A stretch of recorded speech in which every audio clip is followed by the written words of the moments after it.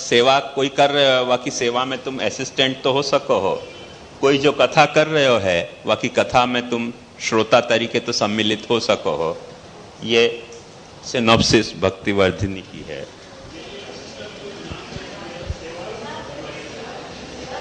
सेवा परिचर्या, परिचर्या माने कोई को असिस्ट करना सेवा में, और कथा श्रवण, जो कथा कर रहे हो वो जाके श्रवण करना। माने इतनी फुर्सत तो तुम निकाल ही सको हो यदि तुमको अपनो भक्ति को दृढ़ करनी है तो।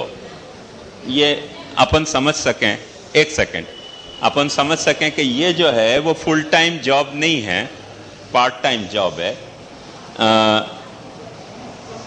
ये फुल टाइम जॉब है। फुल टाइम जॉब का मतलब ये नहीं कि सुबह से जागे तब से रात तक सोए तक यही काम करते रहो। जो भी कुछ काम करो, मगर कोई काम को फुल्ली तुम जितना करना चाह रहे हो उतना कर पा रहे हो, और उतना समय जब तुम नहीं निकाल पा रहे हो व्यावृत होने के कारण, तो श्रवणादि के लिए थोड़ा बहुत समय निकालो, और वह हिसाब से अपने हृदय में भावना करने के लिए थोड़ा बहुत समय निकालो। वाके कारण तुमको प्रेम यदि भगवत व्यसन तक की कक्षा तक विकसित हो रहे हो है तो फिर ग्रह त्याग करने को निश्चय करो। और यदि नहीं विकसित हो रहे हो है तो जो सेवा कर रहे हो, तुम्हारे पास पड़ोस में कोई वैष्णव तुम्हारो परिवार को होए कि तुम्हारो दोस्त कोई होए, वाके साथ ऐसी दोस्ती निभाओ कि वो जो सेवा कर रहे हो वहाँ में तुम जितनो भी वाकु सहायक बन सकते हो, जैसे भी वह तरह से सहायक बनो। और कथा कर रहे हो है वहाँ में श्रवणार्थ तुम सम्मिलित हो जाओ। ये कहा कि हाँ, कौन क्या पूछ रहे हो? तो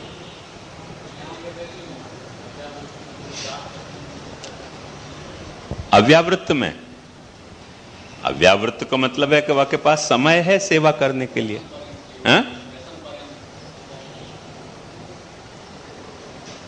मने यहां ग्रह त्याग प्रसक्त नहीं है। यदि भक्ति व्यसन पर्यंत खिल रही है, अच्छी बात है। नहीं खिल रही है तो अच्छी बात है, सेवा कर रहे हो कोई कम बात है।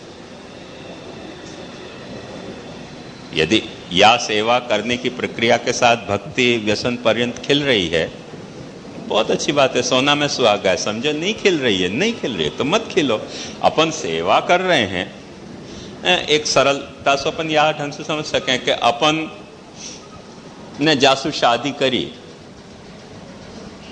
तो वाह पत्नी के साथ अपन रह पा रहे हैं।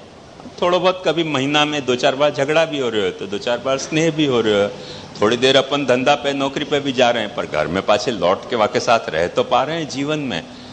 तो अब अपन उतना आदर्श क्यों समझें कि बिल्कुल अपन निष्कलह हवा के साथ जीवन व्यतीत कर पाएंगे? थोड़ा बहुत कलह भी कर लेंगे, पर थोड़ा बहुत मेल मिलाप भी कर लेंगे।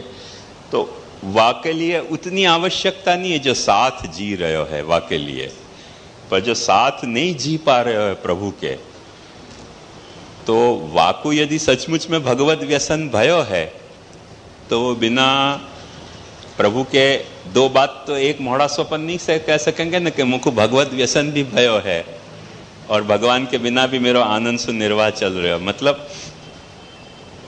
कि कोई चीज को मुझको समझो व्यसन है और फिर मैं कहूँ कि ना वाके बिना भी मुझको चले, तो वाके बिना चले तो वाको व्यसन नहीं है, वाके बिना नहीं चले तभी वाको व्यसन है। तो दो बात कैसे साथ निभेंगी करके बाधक गृहस्थ गारहस्थ्य को त्याग यहाँ बता दिया गया है, यहाँ नहीं बताया है क्योंकि साथ जी तो रही हो। अब भक्ति जितनी विकसित भाई उतनी अच्छी बात है। ऐसे तो बहुत कोई थोड़े आदर्श दंपति होंगे कि जो निष्कलह दाम्पत्य अपनो यापन करें, पर ऐसे दंपति तो बहुत मिलेंगे नहीं कि थोड़ा बहुत कलह थोड़ा बहुत स्नेह, दोनों को साइक्लिकल चलते रहे तो अच्छा है ना, जीवन तो सुखी है ना।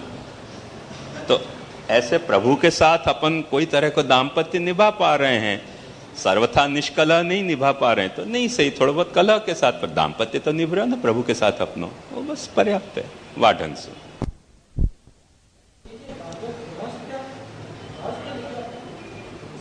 गार्हस्थ्य त्याग,